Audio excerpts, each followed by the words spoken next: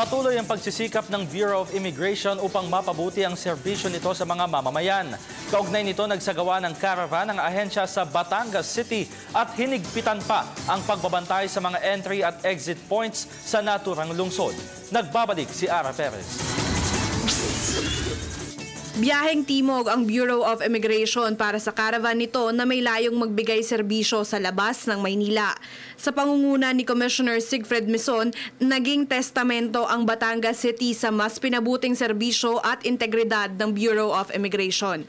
Ayon kay Mison, pusan ng kultura ng takot ng mga mamamayan sa tanggapan ng immigration at sa mga tauhan nito. Ito na po yung bagong bureau. Nabibigay ko kami ng serbisyo para na sa ganun hindi sila matakot, hindi sila kabahan.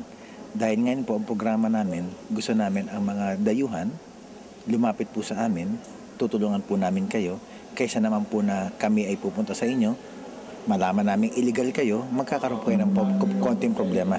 Mahigpit pa rin ang pagbabantay ng ahensya sa ports of entry and exit ng bansa upang maiwasan na ang human trafficking. Pagdating po sa port of exit natin, yung ating departure formalities that we require every Filipino traveler to submit kung sakasakaling mataas po ang inyong risk assessment na baka maging biktima o actual victim ng human trafficking, yung papasok naman po, ganun din yung mga unwanted visitors natin, highly ating mga immigration officers.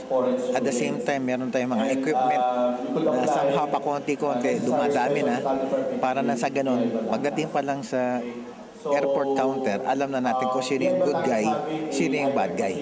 Para naman sa dating mambabatas na si Hernando Perez, napabuti na nga ang imahe ng Bureau of Immigration. I have to accept that. The Bureau of Immigration has done a lot more.